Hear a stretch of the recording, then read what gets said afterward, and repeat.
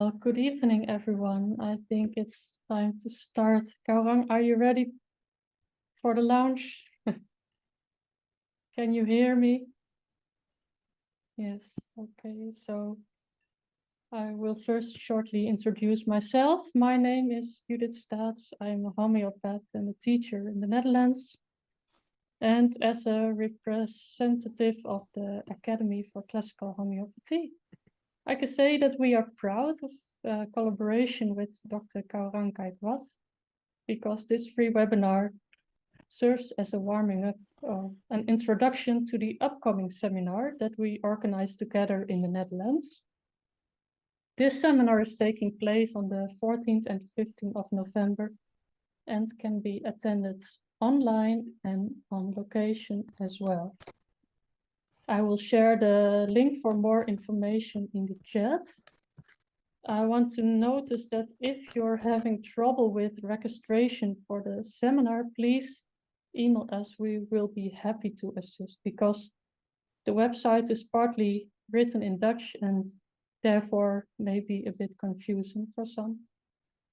So during this 2-day seminar in November, Dr. Gaurang will intensively train us in the use of Sarcodes, nosodes, and bowel nosodes, in which he has massive experience.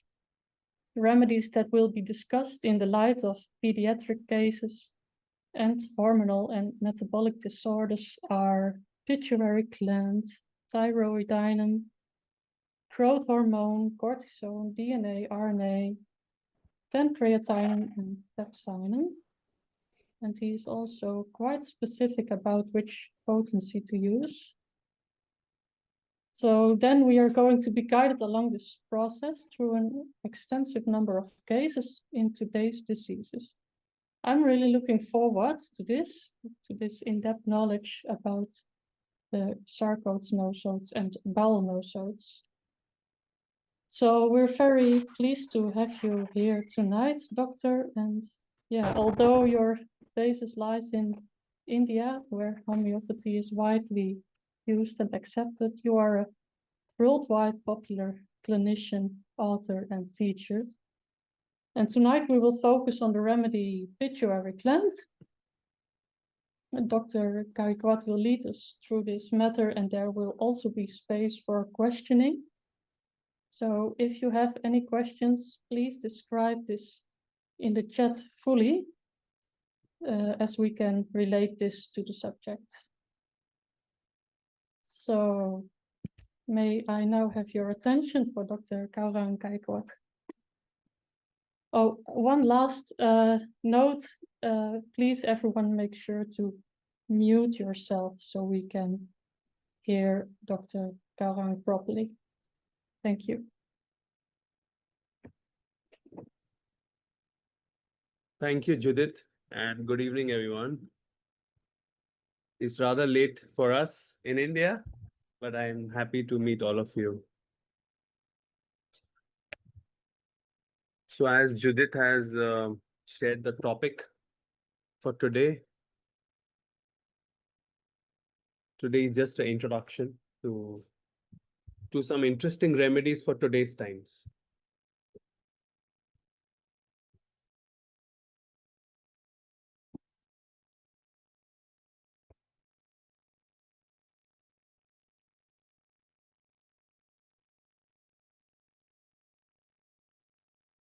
Sarcodes.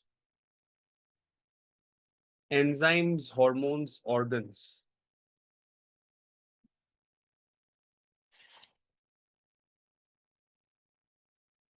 So I think most of our participants who have joined here already know by now that Sarcodes are remedies prepared from healthy living tissues.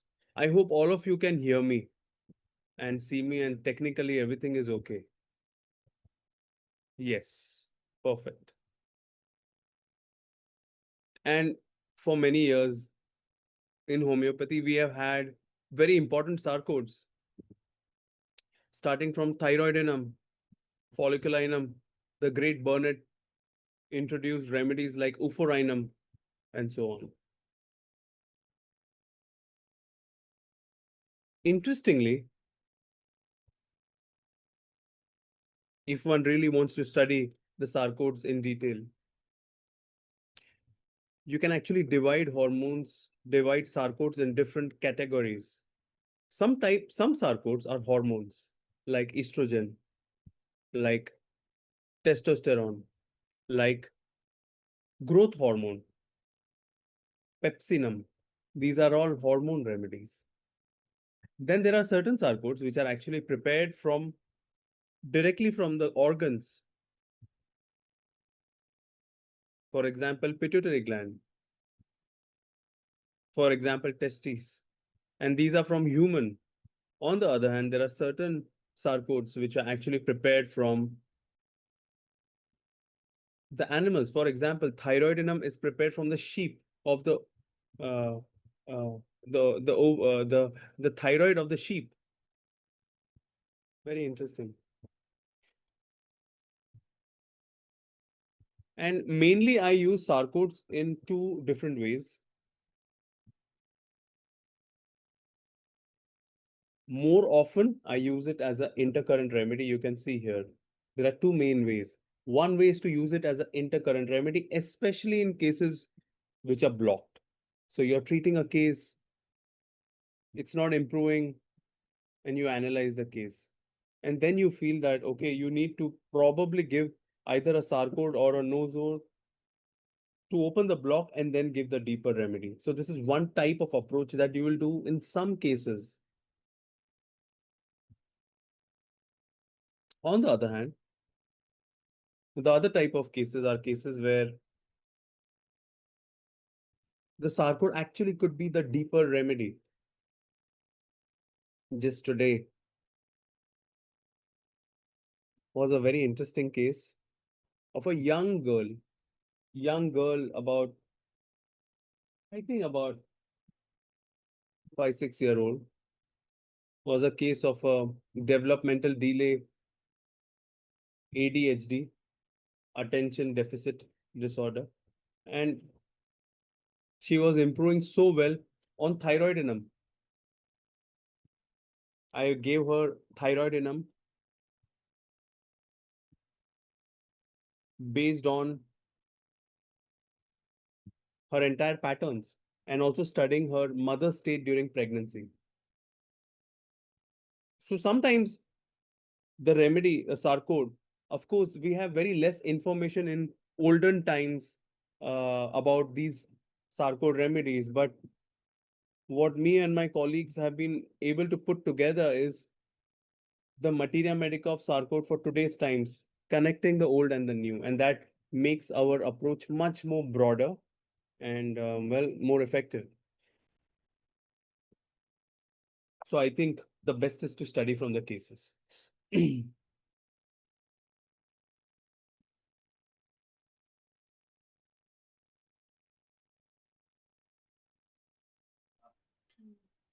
As I understand, there are many new people joined today compared to our last talk that I think we had a few months back. It's very important to know when to use Sarcodes. Not in every case you're going to use Sarcodes or nose, right? So, what are the situations where you can use a Sarcode? Number one, when there is a lack of reaction. You're treating a case, it's just not improving. So, you might need to give this particular Sarcode to stimulate that particular organ, enzyme, that area, that sphere. For example, in a case of impotency with certain sexual disorder in a man, he's not improving at all. His sexual issues are not improving. In many such cases, you might want to prescribe the remedy testes. It's the remedy actually prepared from the testes. Alexander Blackwood has written about this in his Materia Medica. The next type of case would often be a type of case for Sarcodes where one of the deep themes of Sarcodes are that they are very, very fast paced.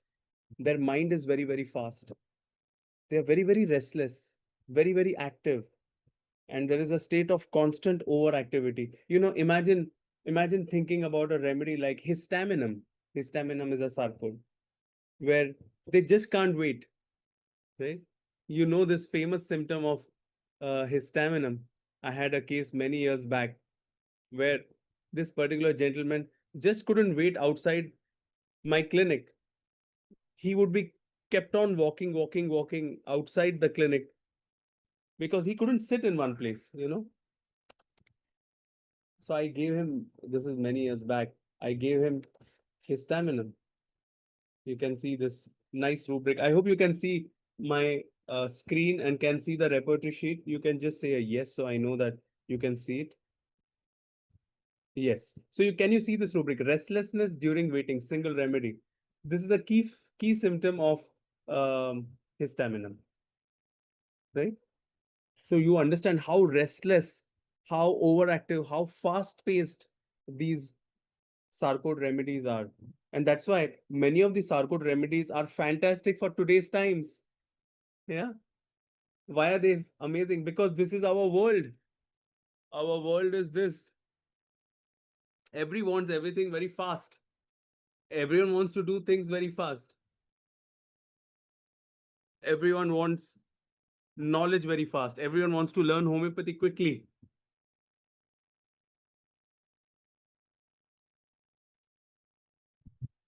Everyone's minds is very overactive, constantly thinking.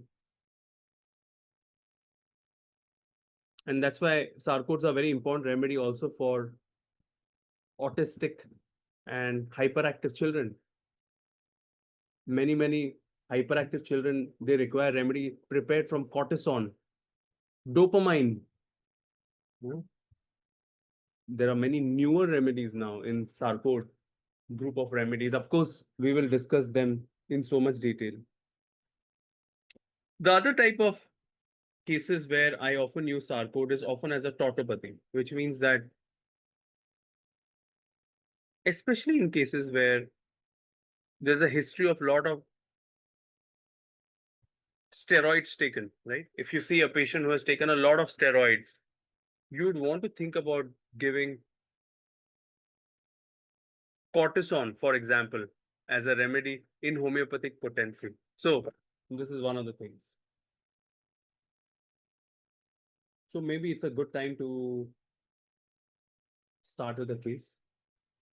I want to take you to the first time many years back when I used this particular remedy. This is 7, 8 years back. I didn't know that time that I would be working so much in detail about Sarcode. So let's start. So this is a case I saw many years back. This is a case of a coma. A patient was admitted in the hospital and his family member called me up and said there is a big head injury for this gentleman. Can see this particular patient. He was admitted in the hospital. And what happened was that there was a road traffic injury, then stroke, no response. And he was just not responding to anything at all. And they asked me what remedy should I give. And I really didn't know what remedy to give because the family had already given everything, arnica, natrum sulf. And this particular gentleman was admitted in the hospital. Yeah. And they just sent me some pictures and they said, can we do something? He's not reacting. He's not responding. There is a big head injury. Can you do something? Can homeopathy do something when arnica fails because there's a big head injury? So this was a few years back when for the first time I started studying out of box remedies because I realized that very often well-known indicated remedies are not helping, like arnica. Now, what to do? It's not helping. Arnica is the best remedy for head injury. It goes without saying. I am not going to tell you how important arnica is for a head injury or how important natrum sulfuricum is for a head injury, but it's not helping. So now we have to think out of box. And that's when I started studying. And when I started studying literature from the past, I found that there are certain sarcodes which are very important remedies as out of box remedies when well selected remedy fails. And that's when, for the first time, I gave the remedy Pituitary gland. Pituitary gland, the whole. It's a remarkable remedy, this. And hopefully we'll get a very good picture today. So I gave pituitary gland. Why did I give pituitary gland? I think that's important for us to know here.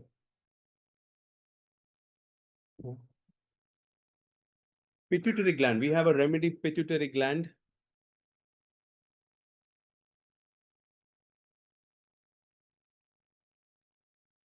Pituitary gland. It's a remedy established in 1935, close to about 95 years back. Can you imagine that many of these remedies, the provings has been done more than 80, 90 years back?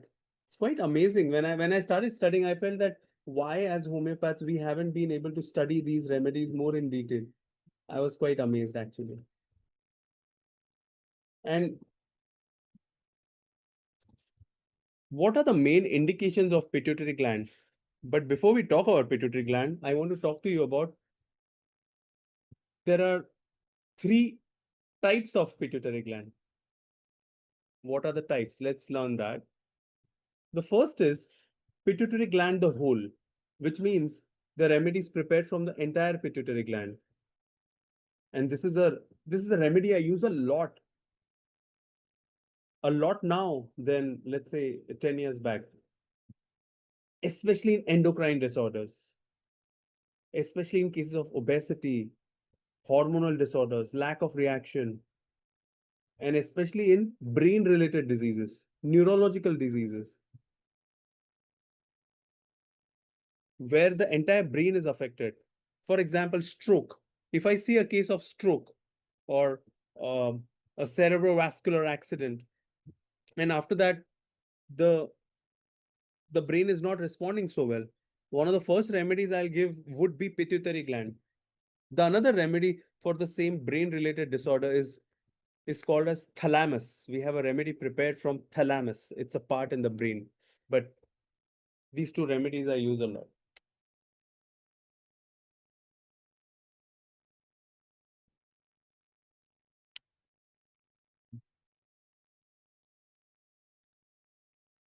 The other type of pituitary gland is called as anterior pituitary. This is another of my favorite remedies.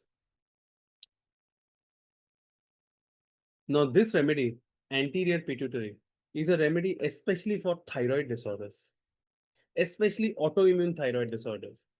If you're treating a case of thyroid disorder, whatever it is, hypothyroid, hyperthyroid, autoimmune thyroid, Graves' disease, and the well-selected indicated remedy is not helping, the important intercurrent remedy would be anterior pituitary. That's a remarkable remedy. Yeah.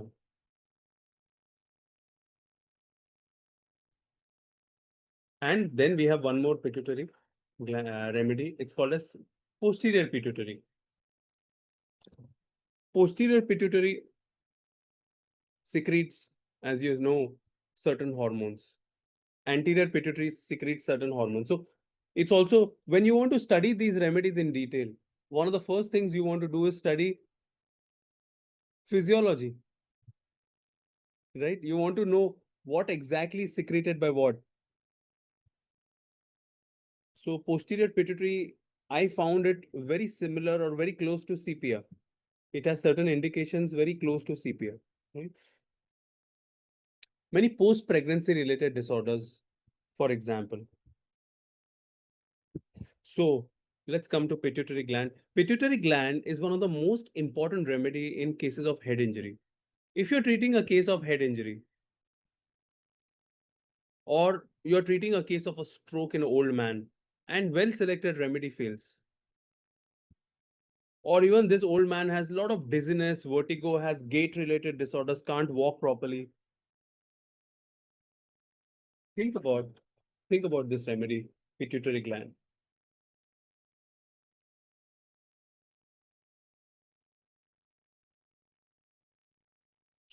Pituitary gland also has a tendency of spasmodic pathology. Anywhere where there is spasm, anywhere in the body, it has a great spasmodic kind of state.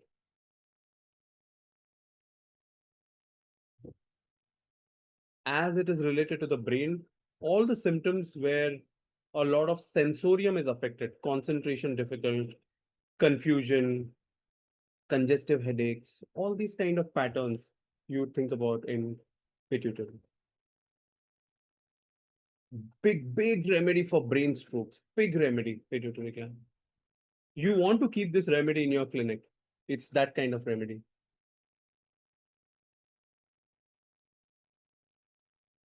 It's also a very good remedy if there is a hemorrhage in the brain.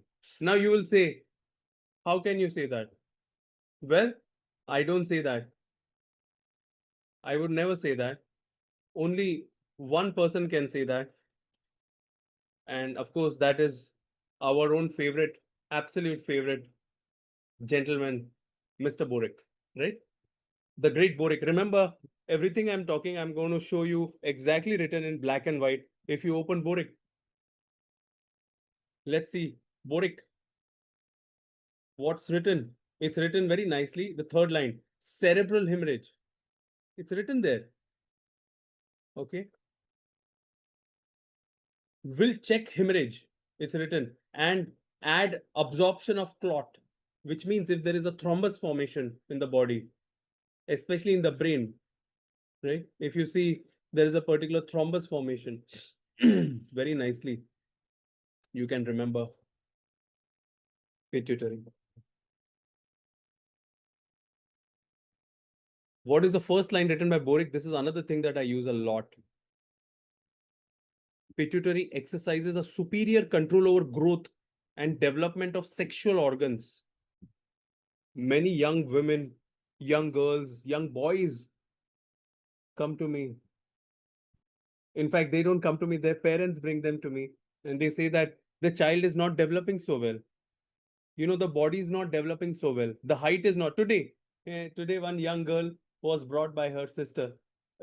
Doctor, her body is not developing, her height is not developing. Can you do something? Because there is nothing in allopathy. Well, there is something in homeopathy.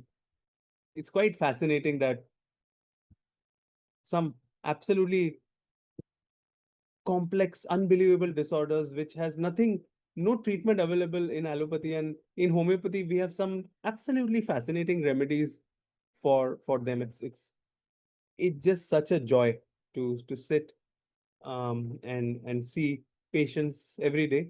So for this condition also, pituitary gland you want to remember. Finally, the forgotten thing that I want to tell you is, especially I give pituitary gland to many mothers or to be mothers. So if you know someone who is about to deliver or is, let's say, into the fourth, fifth, sixth, seventh month of pregnancy, I make a small medicine kit and give them. And in that, there are remedies like colophyllum, pulsatilla, semicifuga. But a very important remedy I always keep is pituitary gland. Why? Pituitary gland, especially very important uterine inertia, especially where the os is fully dilated. Boric writes. So, so in cases where the mother is unable to, is not able to get the pains, like opium, there is a lack of reaction. She wants the pains are not coming. Think about pituitary gland. So this is very important. Or young boys or girl, and their secondary sexual characteristics is not developing. Think about pituitary gland. So this is what Boric writes, all these indications. One of the best potency to use it, of course, is in 30 potency. Boric writes, and I began my journey of using pituitary gland with 30 potency. Of course, now I even use it in 1M, but of course, I will talk to you about it. But when you start, it's a good idea to begin your journey with 30 potency. So let's go back to the case. Let's see what happened.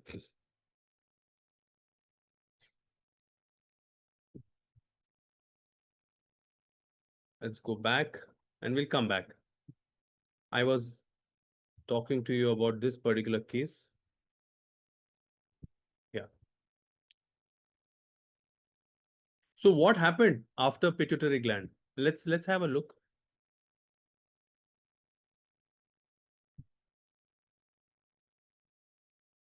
So after giving pituitary gland, you can see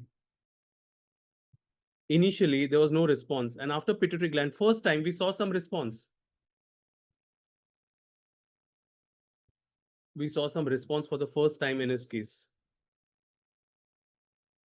And then we had to study his case again. So that's what we did. I started studying his symptoms. So pituitary gland, what it did, what these Sarcode remedies often do is they stimulate the case to open up the case, to open up certain symptoms. So that's when I saw that his response improved. He was able to come out of the ICCU.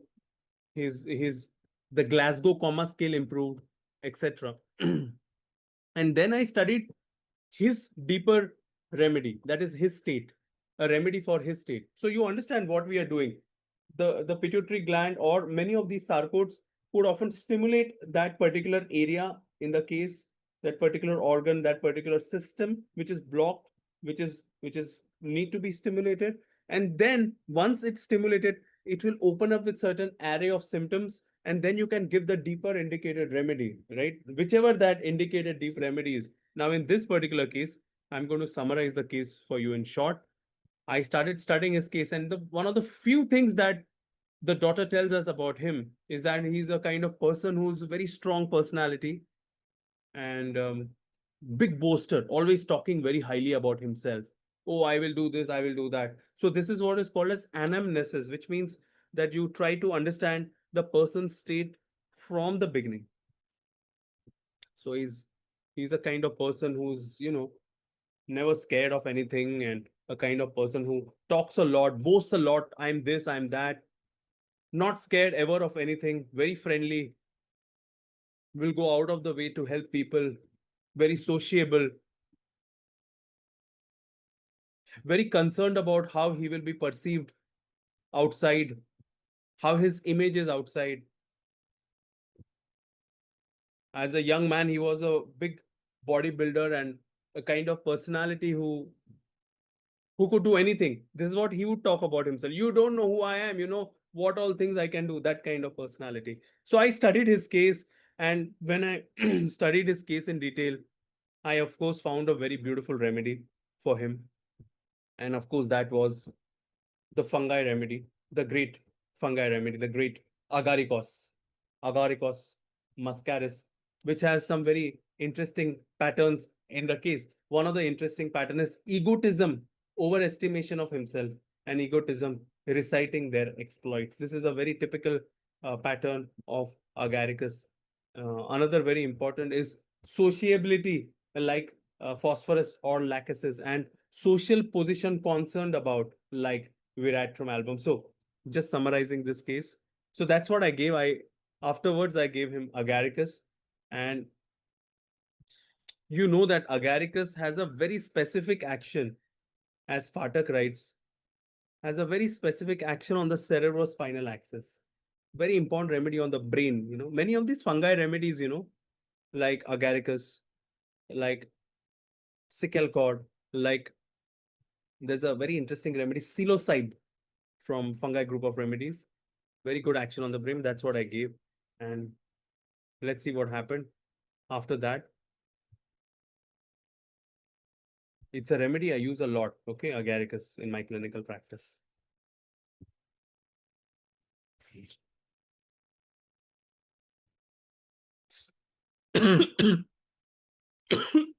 And he improved very nicely. He was able to come out of the situation.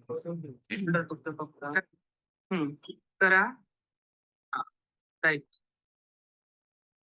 He came back home very quickly.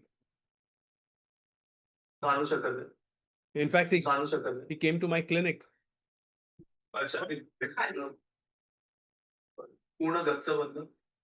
आता तोंडामध्ये gas वर असं पाणी gas He beautifully improved from the situation where this particular person was in coma, how step by step we got him with homeopathy to come out of it. It's quite miraculous. So this was my first experience actually with the remedy pituitary. Before this, I never thought about pituitary.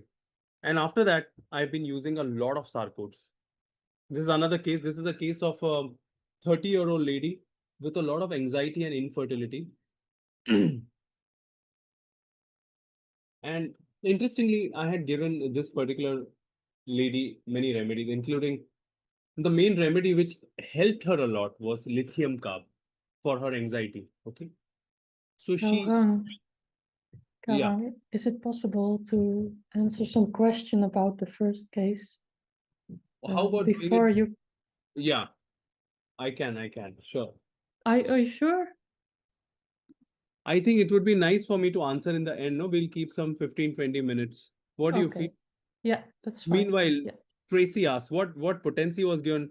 Hello, Tracy. We gave 1 m. We gave 1 m agaricus, and later on he was on LM potency. Okay, LM2. then we do the rest of the LM2. questions Yes, at the end. I think it would be nice. Yes. Okay. Only a very, very important question that you want me to talk in between, I will do that. Okay. Okay. Yeah.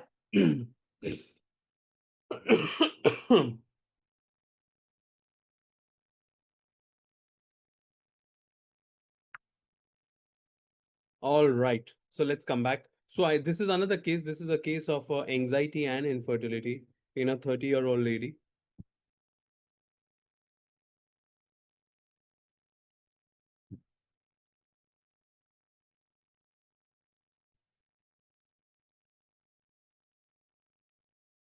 And many remedies were given in the past. My focus here is not to talk to you about why I gave agaricus or why I gave lithium carb, but here my idea is in today's talk is to focus more about what is the main approach of using these Sarcodes and give you a broader picture about these remedies. Okay. So many remedies were given, and lithium carb was one of the main ones that was given, and that was helping her in the past. But now there was a problem. Her, estrogen and her hormones were not. She was not able to conceive. She also had polycystic ovarian disease. Someone asked what to do in polycystic ovarian disease. So this is a case for you to see. So what was the problem? She was putting on a lot of weight. She was gaining weight a lot, and her she had certain menstrual issues. And when she met the gynecologist, they suggested to do IVF and some more hormonal procedures, etc. We wanted to treat with homeopathy. She was not responding to anything at all. So when we studied her case, one of the main things I found about her was that her main pattern was very childlike. Her main symptom was she was very, very childlike. Like a 30-year-old lady, but she was behaving like a 12-year-old girl. Okay, so she was very, very childlike. Smallest thing would make her very, very angry. She would behave very, very differently. She would start crying on the smallest thing. She would get angry on the smallest thing.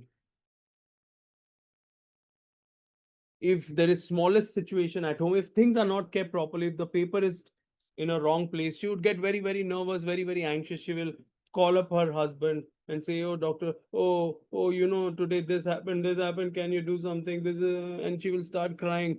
And then she'll be a little okay after expressing her emotions. So this was her one of her main thing.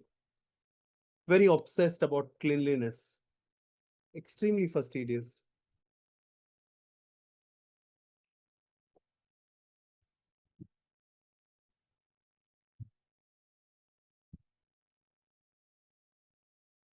Many symptoms related to the menses, right? Before, during menses, she would cry a lot. She would get a lot of backache, a lot of abdominal pain.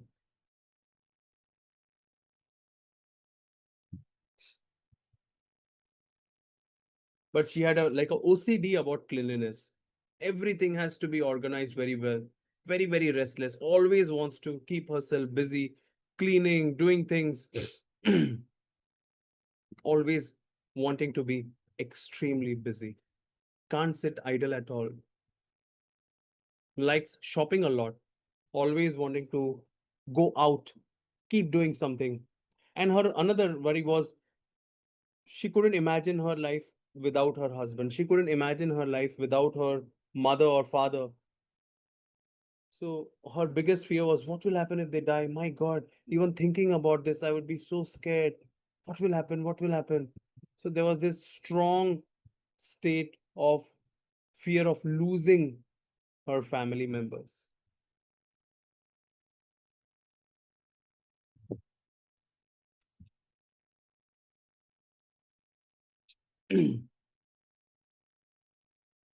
So I studied her case in detail. And for me, when I studied her case, and I want to share this with you, how I study these kind of cases, hormonal cases, was that she had taken a lot of remedies, she had taken a lot of hormones, so it was a kind of a blocked case. So I had to plan a strategy for her, a remedy to remove the block followed by the deeper indicated remedy. So this is the approach. I want to just explain you the approach that I often do. I would give a remedy to open the block. Now that could be a sarcode or nosode, bowel nosode, could be any such kind of a remedy. And after a few days, give the deeper indicated remedy. This is often a strategy that I use in some cases. Remember, this is not something you will do in all the cases. This is something you will do in your failure cases. Like in this case, we are treating her for 8-9 months without any change. Now you want to think out of box.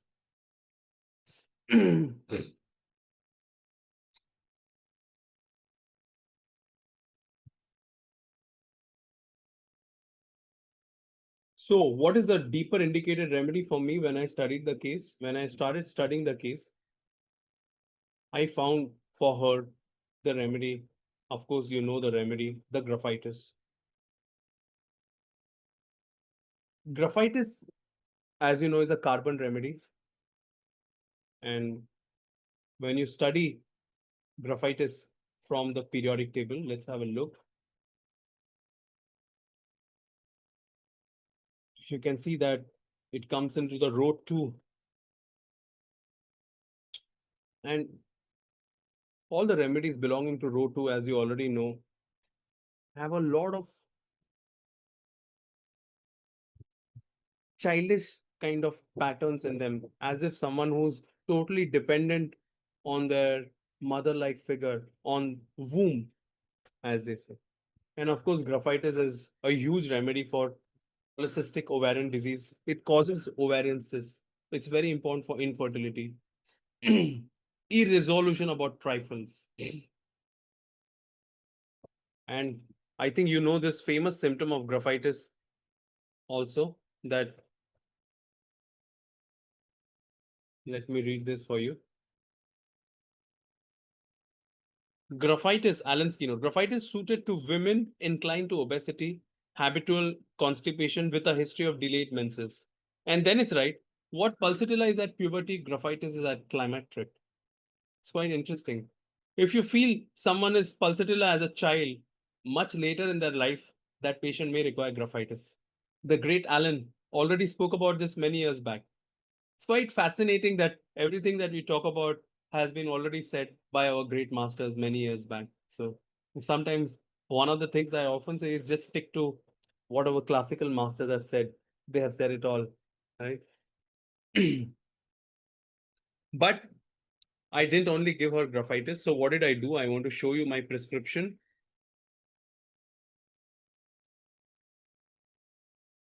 Yeah. So what did I do in this case? I gave pituitary gland. This is a very interesting prescription. I gave pituitary gland 30 2 times a day for 5 days, followed by pituitary gland 200, 2 times a day for 5 days. Wait for 1 week. And then I gave graphitis 30, 200, 1M, followed by LM2. So this is an entire strategy. You might feel that, my God, so many things, so many remedies. So this entire approach, I want to just tell you a little bit more about this. Many of the things that I do, I also use a lot of Master Burnett's method, right?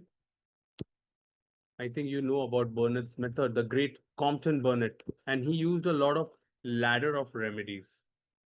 This is one of the concepts he often used in his clinical practice. Okay.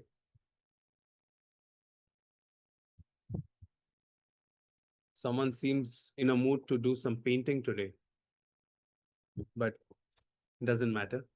I like modern art.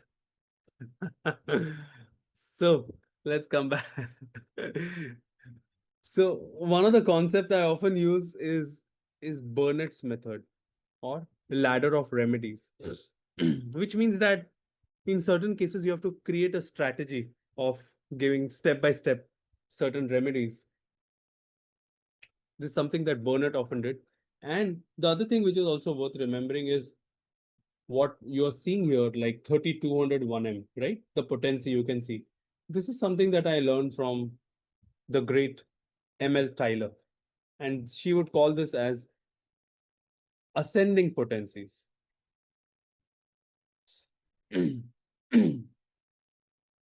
What is this? What is this ascending potency? It's step by step increasing of the potency to stimulate that particular organ. So this is something that Margaret Tyler spoke about, and I use a lot of this approach also in challenging cases, not in all the cases. That's what I did. So this is the prescription, and I repeated this. I continued this particular thing twice or thrice in the next 6 months. And well, there was a very good response to this. And within the next 2 months, actually, her urine test, pregnancy test was positive. She did very well. And throughout the pregnancy, everything was okay. She had certain minor health issues, including a lot of nausea during pregnancy, where I used the remedy thyroidinum, which I use a lot for morning sickness or uh, nausea during pregnancy, and the child and the mother are in a good health after giving this. And very interesting.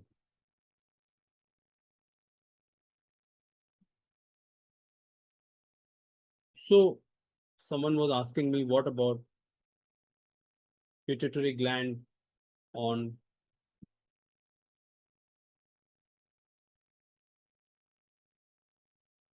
so pituitary gland is extremely important, as I mentioned, for a lot of sexual development, right?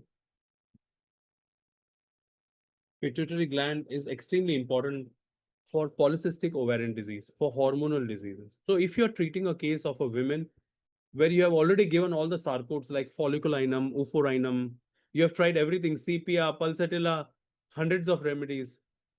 I don't know. And there is still a lot of irregular menses. And this is something that is from puberty onwards. There's a lot of delayed puberty.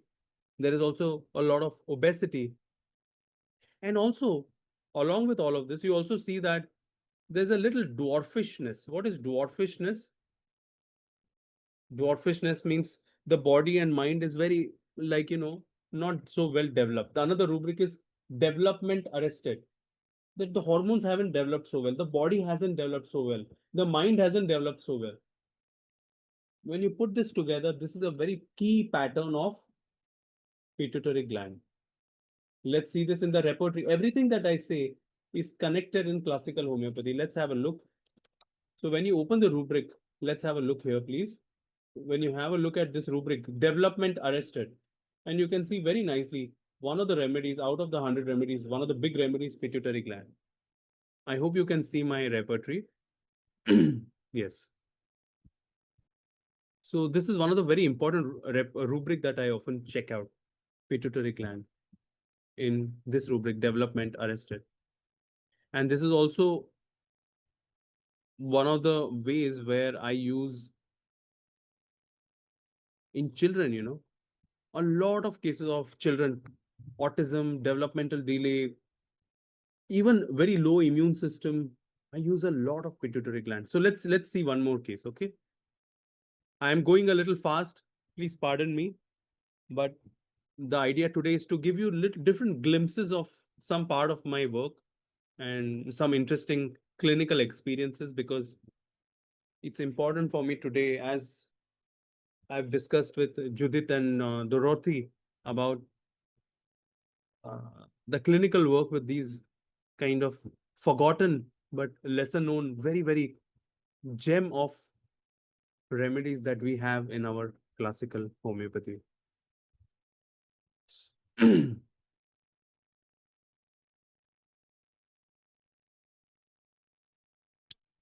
So this is a case, I was again struggling in this case. This is a case of a recurrent cough and cold, very weak immune system. Okay. And many remedies had been given by many homeopaths. Even I had initially given the child basilinum without much change and many indications. And I was really struggling in this case. I just didn't know what to do. Okay. What to do? We have many cases like that. Recurrent cough and cold, the immune system, every 2 months, weather change, and he has cough, cold, all this kind of thing. Lot of colic in the abdomen, digestion is an issue. So I studied his case and I really failed for a few months. So this is when I thought that I need to really understand in many children's cases where you don't find a good remedy, one of the best things to do is to study the mother's state during pregnancy, right? How the mother's health was when the child was in the womb would be so crucial, would be so important.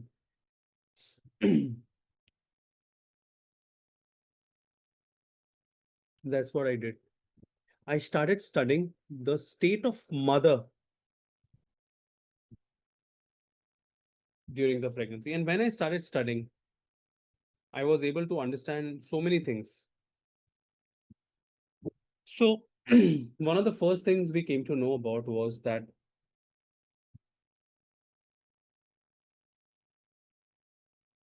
the mother had a lot of abuse, a lot of physical and mental abuse by her husband and her husband's parents. And they would traumatize her, abuse her, treat her like a victim. And the husband would drink alcohol and physically hit her. And it was a very, very difficult situation. Unfortunately, she got married to him, and she also had a fight with her parents. So she says she felt trapped, she felt suffocated, but she couldn't do anything because she had to bear the suffering, keeping quiet. It was a very, very difficult time for her. And even with all of this, she felt very harassed, very, very persecuted. And she wanted to get out of this, but she couldn't because she had a child in her womb. And this was the main pattern, of feeling of a victim, of feeling of a lot of sadness, a lot of grief, and wanting to take care of the child who's in the womb, wanting to sacrifice herself for the child. This was her main state. And in all of this, she she wanted to talk to someone that would make her feel better.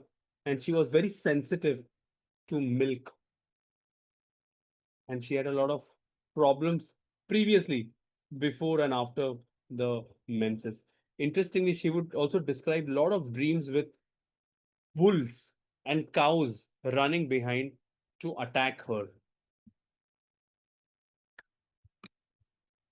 Was a very, very crucial part of her dream.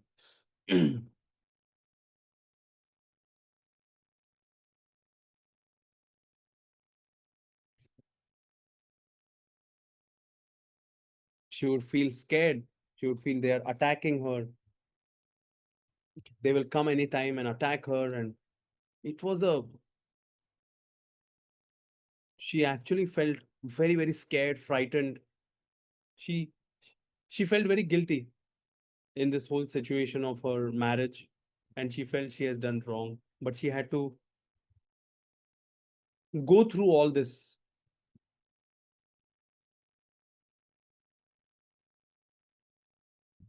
So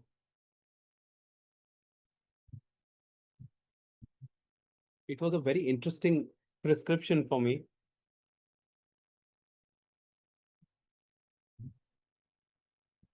So I gave her, the first remedy I gave her was, after the review, was the great remedy, the lac defloratum. It's a remarkable remedy. I use this remedy a lot in clinical practice, lac defloratum. Lac defloratum, you can think about it a little bit similar to pulsatilla in animal kingdom. If you're thinking of pulsatilla in plant kingdom and you want to find a animal kind of a close relative of pulsatilla, you want to think about lac defloratum. Lac defloratum, and there have been a lot of provings of lac defloratum also. It's a remedy prepared from skim milk. One of the key symptoms is this history of lot of abuse, and they want to talk to someone. Talking to someone makes them feel better. In fact, the right symptom is, I'm going to just show you from Fatak Materia Medica, what is the exact symptom of lac defloratum.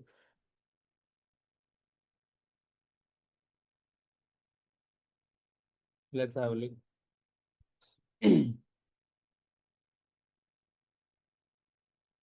Better by conversation. I hope you can see my Materia Medica screen. Yes. Better by conversation. What is meaning of conversation? It's very important to know. What is the meaning of conversation? Let's let's do this. It's very important to know the meaning of every word. In if you want to understand homeopathy more, I'm going to see if I have a.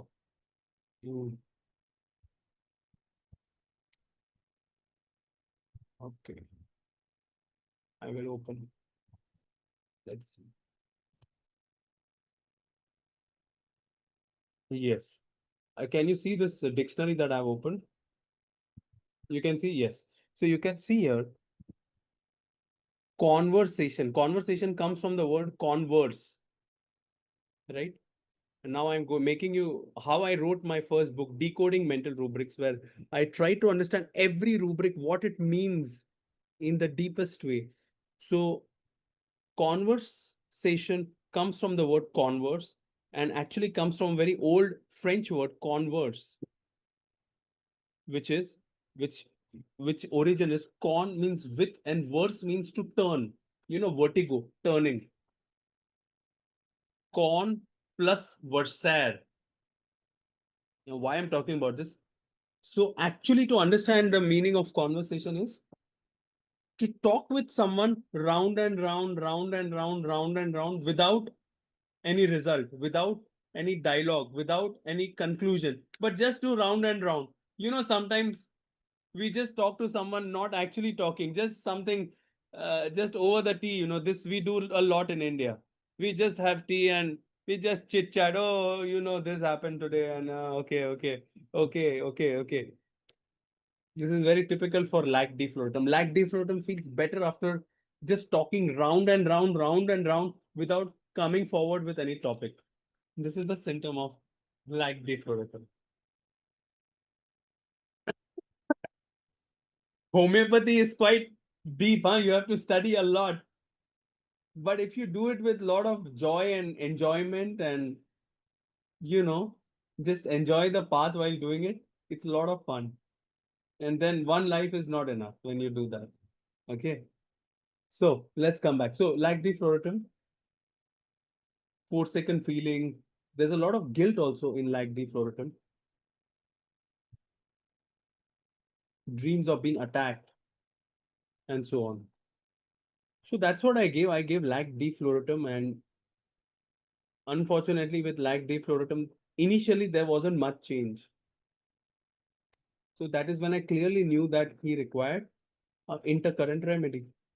And that's when I gave the intercurrent remedy, the pituitary gland 200, followed by lac defloratum. And after this, after this, remarkably, the child's immune system improved, his overall health improved, his cough and cold, his body developed so well. And it's been more than a year now. It's been the best year for him for the last entire of his life. His abdomen pain has disappeared. His height has improved. I'm not going to show his pictures because of confidentiality issues, but his height has improved. And in fact, he was very, very timid previously. That has improved, and he has done very, very well. Actually, I'm quite happy with his huge progress. So this is a little bit about um, pituitary, and I use a lot of pituitary, even in autistic cases. I use a lot of pituitary gland.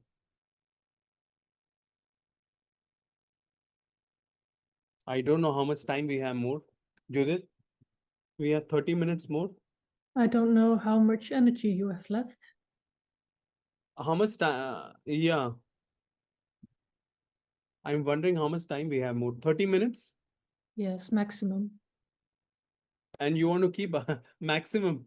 Okay. Yeah. Okay. So you want to keep about 15 minutes for question answers in the end?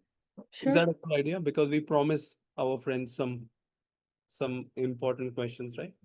Mm-hmm. Okay. So I will shorten my talk a little bit.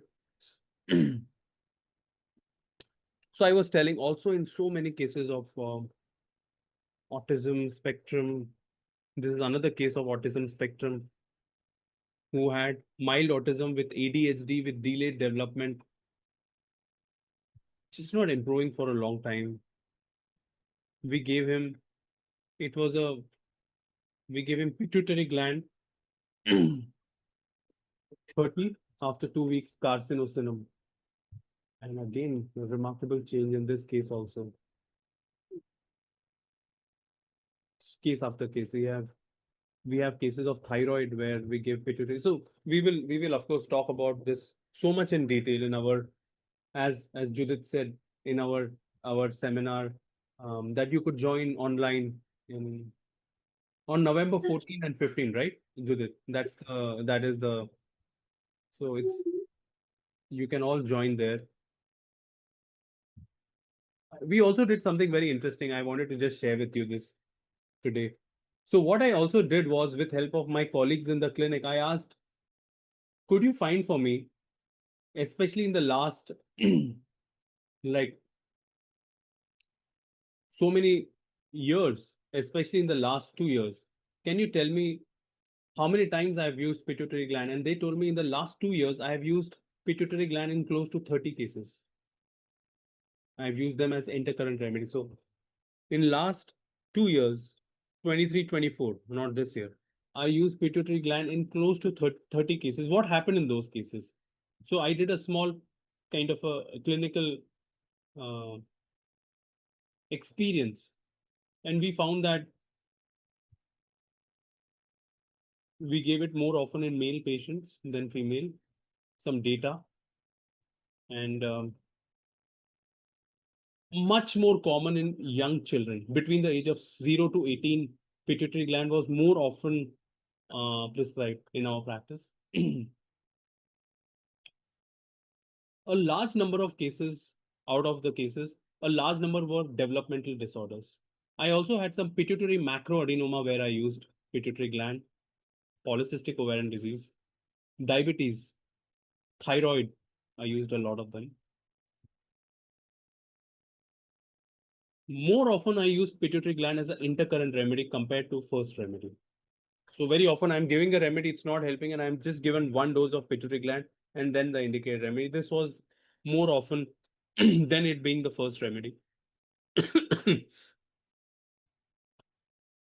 Most of the cases I gave 30 potency. So 30C was the best potency of all the results. And close to about 74% did fairly well with after giving pituitary gland out of 100. And 14 of those cases had a remarkable change.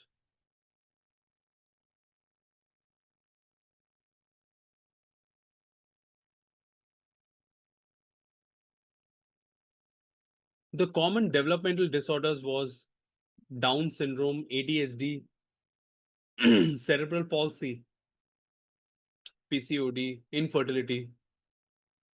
Pituitary macroadenoma was common in the cases where I give pituitary. So yeah.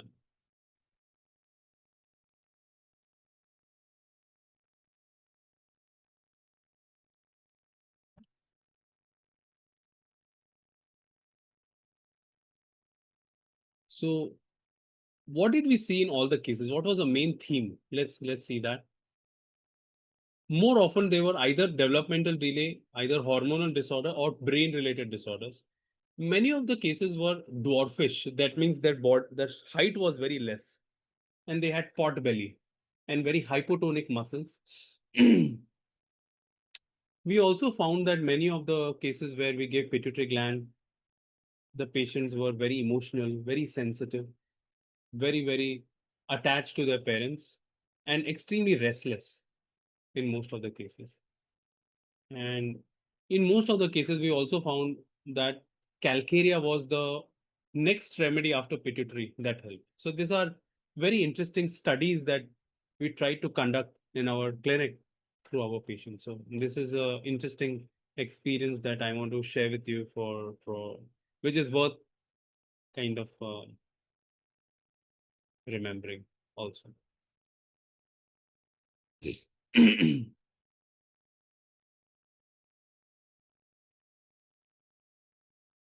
And as Judith has already shared that we are going to study not just sarcodes, but even nosodes, even lesser known nosodes. I thought I will share with you one case of nosode before we call it a day. So this is a case of a non-healing ulcer after a road traffic injury in a 57-year-old male. And he had a very bad ulcer. Let's have a look at his ulcer. Very bad non-healing ulcer, which was not improving. It was referred to me by my colleague in South America. And I remember this case very nicely because I remember doing it at late night. Similar time like what we are right now for me. It was 11:30 at night. And the colleague called me up. This was during COVID that I have a patient, he's in a lot of suffering. Can you do something? And I don't know, due to some reason, I was not getting sleep. I said, okay, let's do it. So I just opened the call. This was 4-5 years back. Okay. So I opened the Zoom and we did the case. And I just asked one question. Tell me what's happening. And after that, for 1.5 hours, I didn't have to ask any question because he kept on talking. He kept on talking. And it was 1 o'clock, it for me afterwards. And I was like this, oh God. And he kept on talking. The only thing he spoke about was sex, was women, was about himself, and was about snakes. That's it. He kept talking about it. There was nothing else. And it was strange, he was talking about how a great womanizer he was, and he had his wife sitting with him. And, it was a strange kind of a case because he's talking about other women and his wife is sitting next to him like this and looking at him. And it was, well, an experience. So I studied his case. And of course, I wanted to give him lachesis, but he had already taken all the snake remedies. So what to do? But you could see this pus, huh? Can you see this pus in the ulcer and everything? Very painful. So what to do? What to do in cases where there is a lack of reaction? Very often you want to give a broad spectrum remedy to open the block. which is the biggest broad spectrum homeopathic antibiotic? And of course, I wanted to give him lachesis. Lachesis is the most loquacious homeopathic remedy, you know this. But in complicated cases, you need a different approach. And that's why the use of a nosode and a nosode followed by the deeper remedy. So what did I give? I gave staphylococcinum, which is a huge, the biggest, the broadest homeopathic antibiotic nosode. I gave it 200, 2 times a day for 3 days, wait for 2 days, and then lachesis 200. And very nicely, his ulcers started improving in the next few weeks. You can see here. And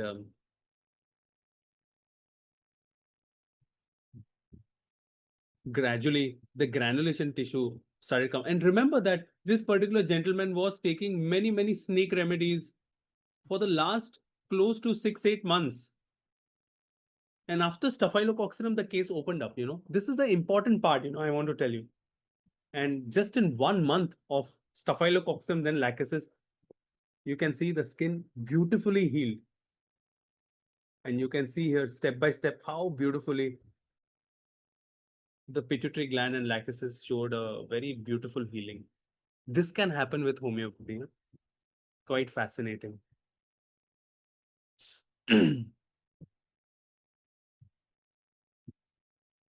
People ask me what was the potency given. Here it is. You can have a look. Staphylococcinum 200.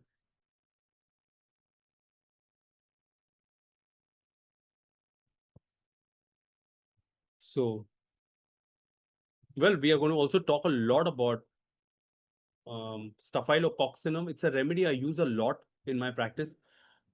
Mainly, the main indication is, of course, abscess, infection, but there is a mental theme of staphylococcinum, and that is of feeling of a lot of trapped feeling and victimized feeling. There's a lot of sexuality in staphylococcinum also, and there's a lot of pattern of sexuality. In fact, in the provings, there were dreams that she was a man. There were dreams of insects, dreams of her own death, feeling as if they are from opposite sex. This was one of the patterns that came in staphylococcinum proving. The other important theme that came up was over adrenalized, too much excited. And you can see in our patient, he was too much excited about sexuality, talking about sex, thinking about sex.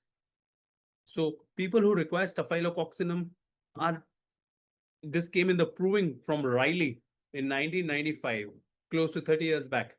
There was a lot of over sexuality, over excitement and things like that. And there's a lot of laughing and smiling, and there's a nice rubric, very high-spirited kind of personality, There's a nice thing in the proving, nervy, hyper, shaky, as if from a caffeine buzz. A lot of people in today's time require staphylococcinum. And also the other pattern about staphylococcinum that came up in the proving also was the pattern of the need for competition, the need for looking for opportunities and taking advantage of these opportunities, and then feeling overwhelmed and burnout. So I want opportunity, I want opportunity, I want to do something, I want to do something. And when you get it, you take too much, and then you, it's too much. A little bit like the bacterial pattern. There's a lot to study in all of this, and it's just so fascinating to know these remedies and to put them into clinical experience. I tried to summarize some interesting experiences in today's talk for you. I hope it was interesting for you. I may have gone a little faster today because of limited time. If you want to share your experience or something, you're welcome to write to me. Or if you want to know something more about my work, you can write to me, gaurang@gmail.com. And I am excited to meet all of you in Netherlands. And I'm going to ask Judith to once again tell us a little bit about the plan for the Netherlands seminar and how she wants to invite all of you there, and maybe after that we can take some question and answer. Judith, please share something about our November seminar for our friends to know about what it is all about, because there are a lot of people who want to join online the seminar. Yes.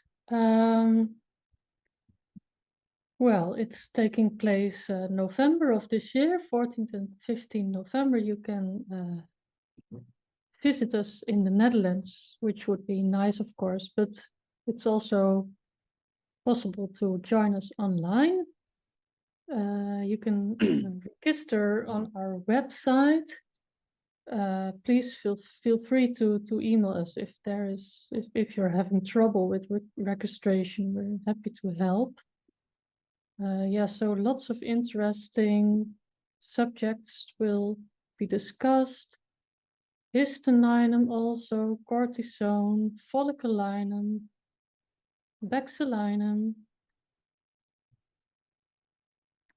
Yeah. So much more of what we've heard tonight, much more in depth, and of course, the possibility to meet Dr. Gaurang Gaikwad in person. Gaurang, do you want me to read the questions? Yeah, let's go over some questions, some interesting questions. We'll go over them together. Let me see. I have summarized a bit for you, hopefully. Sure. Yes. About the first case, the man with in coma. A very Sure.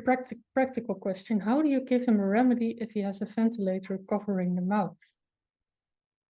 And will the Good question. hospital let you take this ventilator off? Yes. So many this good question. So of course, all the answers are written by Master Hahnemann in Organon of Medicine. So he has mentioned different ways of prescribing, and one of the ways is olfaction, and another way is what we do in many patients who are admitted in the hospital is kind of taking the medicine and rubbing it on the wrist and on the ankle, because the nerves there are very sensitive, and that's the best way to absorb. So we are very lucky in Mumbai, in many hospitals, in some parts of India, the allopathic doctors, the hospital, they allow to take homeopathy along with allopathic medicine. In some cases where they feel allopathy can't do anything, they say, okay, do what you want. So we get an opportunity uh, to treat in an integrated way, and I think that's a great blessing for us. As you know, I always say that, of course, I am very blessed. I'm very grateful that I get to treat patients in India and also all over the world. So I get to see both parts of the world, but especially in India, because we get such a great opportunity to treat cases which we wouldn't get anywhere else in the world. So just we are blessed and we are lucky. Yeah, wonderful. And also about the same case, and maybe also a bit more in general, can you say something about the potency and repetition of the potency? Well, sure. So perhaps I've written a small article about potency and how to use potencies and how to repeat, um, especially in nosode sarcode. I will share this particular article with Judith, and maybe she can put it on her website or in the or share it with the participants at some point. So in general, potency and repetition is a very kind of a debatable topic. But remember that the idea is very similar, that, for example, pituitary gland is a remedy that I use a lot in 30 potency. On the other hand, insulinum is a remedy I use a lot in 6 potency, right? Pepsinum, another sarcode I use a lot in 6 potency. On the other hand, thyroidinum I use in all potency. I use in 6 also, I use in 10M also. How do we know that? So when the symptoms are lesser and there is a more pathological case, there are fewer peculiar symptoms, you give low potency. If there is a more clear state, and lack of reaction, you give a higher potency. This is generally the idea. The lower potency has more frequent repetition, higher potency has infrequent repetition. So this is a broader idea. But of course, there are so many things here, because I use all potency. I use even mother tincture. I use mother tincture. I use CM potency. I use LM. I use tissue salts. I use backflow. I use everything depending upon the type of case and what I want to do. So I think one should have the entire armamentarium of all the approaches available with us to help our patients. Yes, thank you. Okay, then I have different, all kinds of questions. Okay, all kinds. All kinds of questions. Do you do you Okay. have experience using amygdala gland sarcode? Say Amygdala. again. Say again. Do you have experience in using the amygdala? I don't know how to mention Amygdala. it. Amygdala. No, Amygdala. I Yeah, haven't used it. No. haven't. No, okay. Can you kindly share your experience with thalamus? Say again. With Your experience with thalamus. Thalamus. thalamus. Thalamus. I'm getting used to the accent. So thalamus, so one of the best places where I started using thalamus initially is in neurological cases, like cases of motor neuron disease, cases of Parkinsonism. A lot of neurological cases you want to think about thalamus. Julian has written a very nice materia medica about this. Close to 50 years back, he has done a entire proving of this. As you know, thalamus is a important nuclei in the encephalon, and it's a remedy, if you want to understand, has a lot of catatonic and paralytic state, you can see here. So has a lot of paralytic state, neuralgic state, spasmodic states, and one of the only remedy Julian writes in Parkinsonism. So when you're treating a case of Parkinsonism diseases, when you're treating a case with a lot of neurological symptoms, formication, paresthesia, numbness, spasms, and there isn't enough result, I often may think about thalamus uh, as a remedy. Very nice materia medica. Julian has written and described in detail. Okay. Even kijken. Let me see. Delayed second dentition. What to give? Dentition. Delayed second dentition. Well, the indicated remedy could be a best remedy. But if you're thinking about delayed development in general, then you have to think about all the sarcodes, including pituitary, including thyroidinum. There are a couple of other sarcodes which we use a lot, including DNA, RNA, deoxyribonucleic acid, and ribonucleic acid. Of course, I didn't have enough time today to talk so much about 20 or 25 sarcodes, but I'm going to attempt to talk a lot about a lot of lesser known sarcodes and so many experiences in November in AVKH school in Zool. So yeah, we will discuss about it hopefully. Mhm. Okay. What about pituitary gland in congenital adrenal hyperplasia? I haven't used it in congenital adrenal hyperplasia, but you can also study remedies prepared from adrenal gland, like adrenal cortex, adrenaline, cortisone, ACTH. I recommend you to study them. Okay. I hope it helps. Mhm. And what about anxiety, panic cases? What's the role of pituitary gland in these?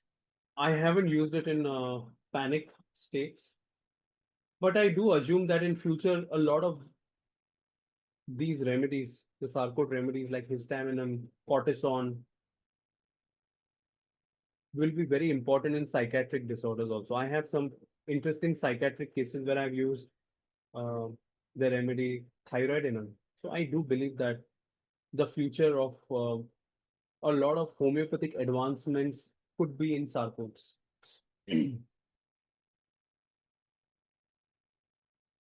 Then also two questions about vitiligo. Vitiligo.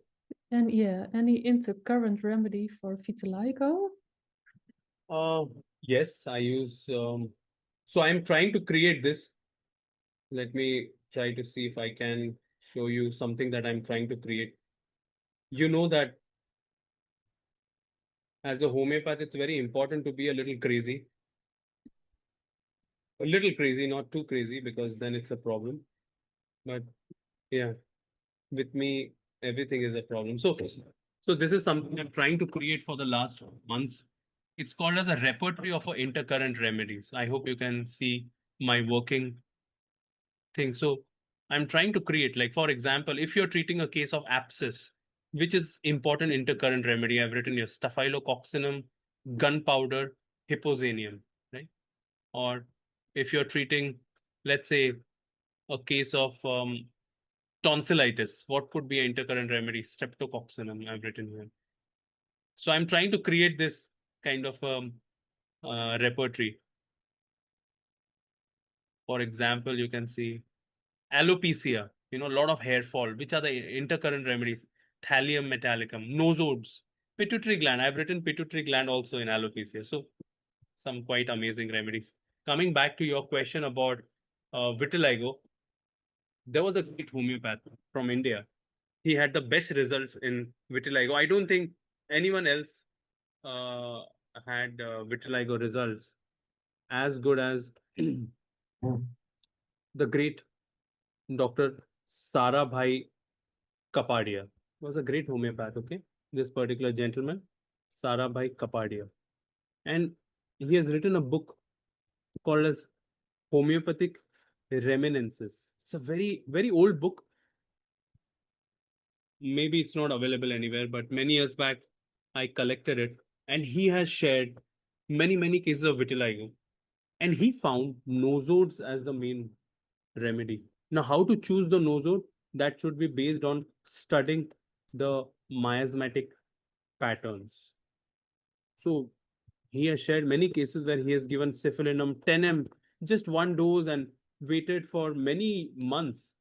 And he has shown cases with more than 3-4 years of follow-up. So I would definitely consider nosodes and studying anti-miasmatic in vitiligo. The two important intercurrent remedies that I often use is Soralia in local application also I use in vitiligo. Yeah. And of course, another is Ami Vish Naga. You want to read about this from the Materia Medica. It should be a combination when you're studying homeopathy of old classical homeopathy, but also don't forget a lot of latest clinical experience and latest advancements that you should be up to dated. This is something we can learn from our modern medicine in allopathy. Every year, every 6 months, every few years, they have certain kind of get-togethers and they are sharing the latest advancements with each other. And I feel that in homeopathy, we need to do that more often with colleagues. And I feel that this kind of get-togethers are very important so that we get to learn from each other.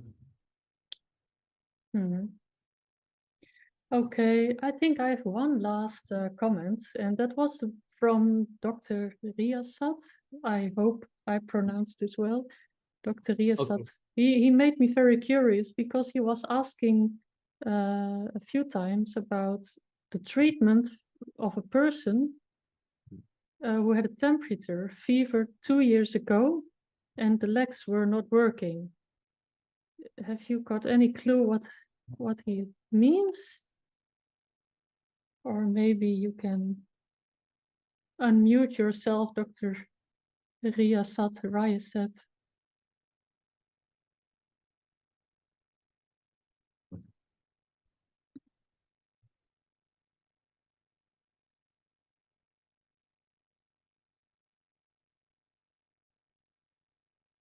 I'm not hearing anything.